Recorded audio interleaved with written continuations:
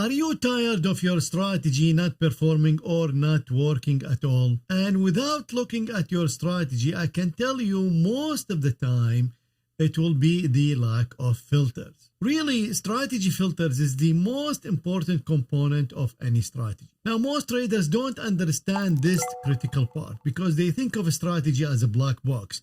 Like it's a bunch of statements. Even if you are discretionary, you probably have many notes, trend line, and Fibonacci, and blah, blah, blah. But you don't know really any strategy has to have three critical components: entry, exit, and a filter in the middle. So regardless of how many statements, how many conditions you have, usually your strategy has an entry. For example, 3 close in a row, the close below Bollinger Bands. The close is the lowest in the 5 days. The moving average cross below the long-term moving average, and so on and so forth. That's an entry. An exit, usually a stop loss, a profit target, an indicator, or a certain price level, and so on and so forth. But the filter, which is the most important part of a strategy, it's what lets the strategy trade in a favorable environment. And that's what makes a so-so strategy jump to a really good strategy, or a really good strategy to be an amazing strategy. And unfortunately, most beginner traders overlook this critical part, which is the strategy filters. So in this video, I will show you the most important filters, and they usually sit in 5 categories. So as you progress in your trading career, you will start to accumulate filters, and you will start actually to know immediately that what filter will work with what strategy. But even if you don't know, if you collect a bunch of filters and you run it through your strategy, one of them will definitely enhance your strategy metrics. And those filters are not optimization. So a filter is a fixed filter. For example, a binary filter, which is above the 200-day or below the 200-day moving average. That's it. It's a very simple filter. Now, of course, you can optimize this look back period, but I don't recommend that. You need to fix your filters, and it's either going to work or not. But you can add many of the same. So 200-day moving average, you don't want to add 195 or 180. Maybe you want to add 100, because that's a huge difference between 200 and 100. Now that we know how filter affect the strategies, let's start with our best filter. The first category and the most important one you should add in your arsenal is volatility filters. Really, this is usually the best filter to apply to any strategy. And from the name, volatility filters apply volatility to your trading strategy. So S&P 500 index, for example, has its own volatility measure, which is the VIX. The VIX uses the options expiry in 30 days to derive the volatility in the S&P 500. So this has nothing to do with the price of the instrument. Other instruments have the volatility measure usually through standard deviation or the average true range. So for example, if the average true range of 5 bars is greater than the average true range of the 5 bars 1 bar ago, that means your volatility is expanding. If your Bollinger Band width is expanding, again, that means your volatility is expanding. If your Keltner channel expanding, that again means your volatility is expanding, because Keltner channel uses the average true range. Also, if you take the range of the bar, the simple range of the bar, the average of that range of the bar, expanding means also volatility is expanding. And of course, you can mix and match between these two. They don't have to be expanding, contracting. You can say, well, if the range today is the highest in the previous 10 bars, even though that we were shrinking, that means we just expanding. Second most important category in filters is direction. Sometimes it's called trend, sometimes called momentum. They all mean the same thing. Basically, we want to go or trade a breakout strategy with the direction of the trend. So if the trend is up, I want to wait for a pullback to trade a mean reversion, or I want to trade a breakout to trade long with that trend. I don't want to trade a short breakout when the trend is up, even though I might make money, but most of the time I will lose money. So my win percent will be affected, or my drawdown will be big. So an example of a trend or direction or momentum filter is rate of change. So rate of change will tell us the momentum.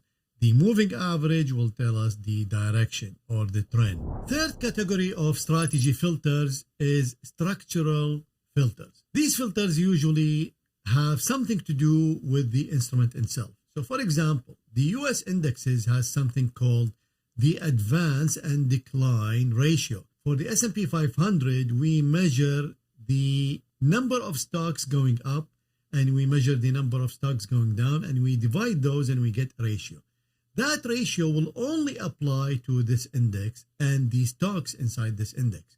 So for example, we cannot use the advance decline ratio on crude oil futures. But we also have something that in the futures that doesn't apply to stocks. So for example, commitment of traders on gold has nothing to do with stocks or with crude oil. Also, we have other structural issues like volume. So volume usually has nothing to do with price, and usually that's also a good filter. And again, like all the other filters, you can build many of these at a fixed rate. So for example, if the current volume greater than the average volume of the last 30 days, then that's a filter. So those structural filters has nothing to do with the trend or the volatility. Category number 4 is one of my favorite, which is pattern filters. Pattern filters are like literally thousands you can build because there are so many variations. It's actually impossible to encapsulate all of them. For example, let's start with the bar patterns. Now, these are not candlestick patterns, which are usually 1 or 2. You can build multi-bar patterns, which I actually have this tool built in StrategyQuant X and in TradeStation and MultiCharts, where you take 5 bars and you build all kind of variations in those, like 2 close down, 3 close up, 2 open down, 3 close up, higher highs, higher lows. So for example, we can say if the close today is lower than the close of yesterday, and if the close today is lower than the last 10 closes, then that's a pattern. Or if the high today is higher than the previous high and the high of yesterday is higher than the previous high, that's also a pattern. You can mix and match, like literally, like I mentioned, millions of these, but I suggest you pick maybe, 100 of them and fix them, and those will be in your category of filters for the pattern filters. And last category for strategy filters is seasonal.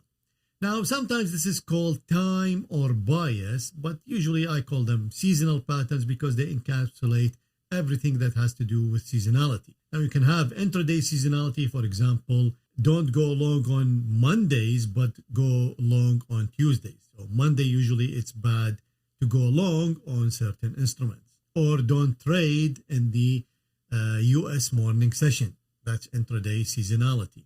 Or don't trade, don't go long, let's say in September.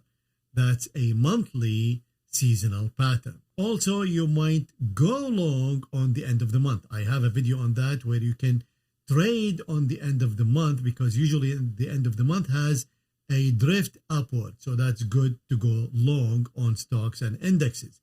So that also can be a filter, which is to only trade at the end of the month, last week of the month or first week of the month. Usually seasonal filters will be few, like you cannot build 1,000,000 or 100 of them.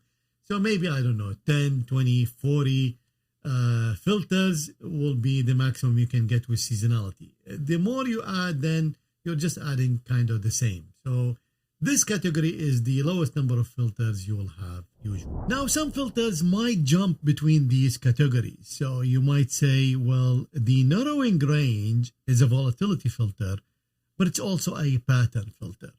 So some of them will overlap, but most of them will not. But the idea of creating categories for these filters is extremely, extremely important. I didn't do it to put a list for you. Usually, you can mix some of these filters without affecting the strategy optimization. So for example, if I mix volatility with direction, I'm actually using 2 different drivers for filtering.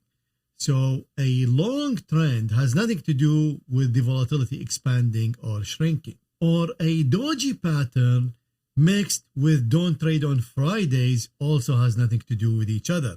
So they have two different drivers. So usually by mixing 2 or 3 filters from these categories will yield a better strategy. Of course, you keep diminishing the number of trades, which is you need to keep an eye on, because you don't want to start with a strategy of 500 trades and end up with 30 trades. So you need to be careful with how many filters you add. Let me know what your thoughts on these filters and if you have any favorite ones. And if you like this video, then you will love the next video.